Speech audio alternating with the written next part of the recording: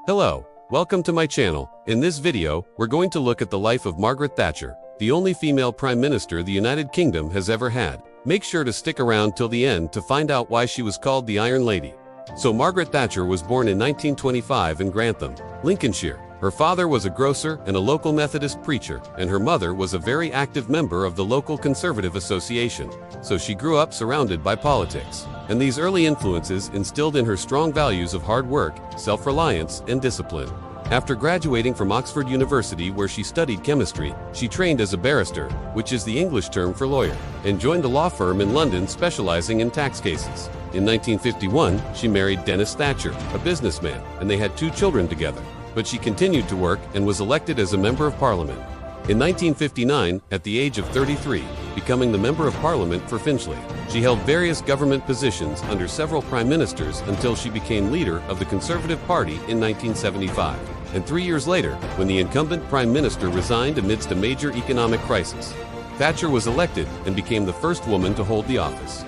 During her time in power, she implemented a number of controversial policies that changed the face of Britain forever. These included massive privatization of state industries, sweeping changes to the education system, the welfare state, and the National Health Service, as well as the introduction of the poll tax, which was a highly contentious policy that ended up contributing to her downfall. Now let's talk about her ideology, which has become known as Thatcherism. This was based on a number of key principles. First, she believed in free markets and privatization.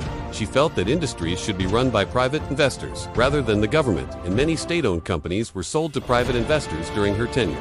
Second, she believed in individual responsibility.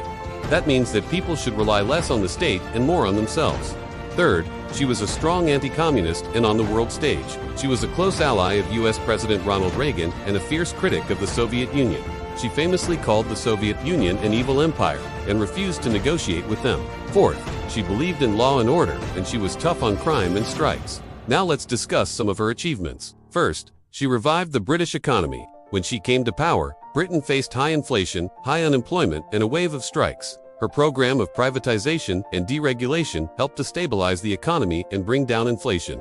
However, it also led to the closure of many unprofitable industries, especially coal mines and steelworks, which caused unemployment to rise sharply in some areas. Second, privatization. Through privatization, she created a share-owning democracy, in which millions of ordinary people bought shares in companies like British Telecom and British Gas. Third, the Falklands War.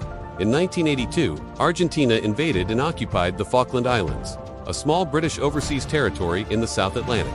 Thatcher responded by sending a naval task force to reclaim the islands. The war lasted 10 weeks and resulted in the deaths of over 650 Argentine soldiers, 255 British soldiers, and 3 Falkland Islanders.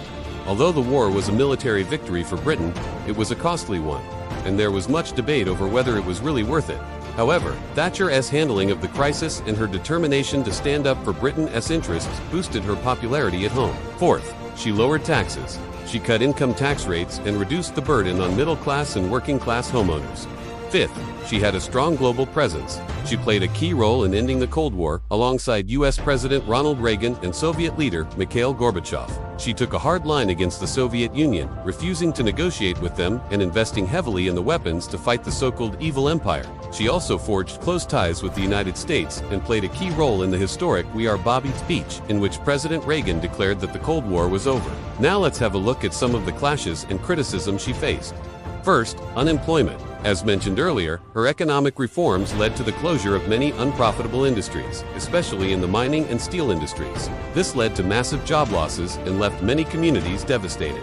Second, the miners' strike. In 1984, Thatcher's government decided to close down 20 pits. The miners fought back with a year-long strike, which was the longest and most bitter industrial dispute in British history.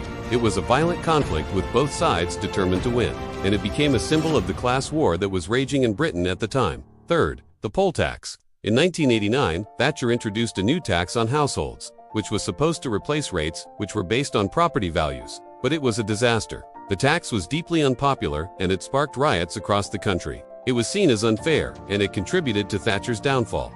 Fourth, inequality. Critics argue that her policies widened the gap between the rich and the poor and left many communities behind. In conclusion, Margaret Thatcher's legacy is a complex one.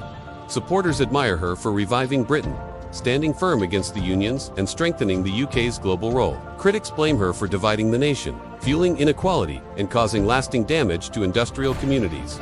But there is no doubt that she was one of the most influential political leaders of the 20th century, and her impact on Britain and the world is still felt today. So why was she called the Iron Lady? This nickname was given to her by the media in reference to her strong personality and her uncompromising political style. Some see her as a symbol of female empowerment and a role model for women in politics.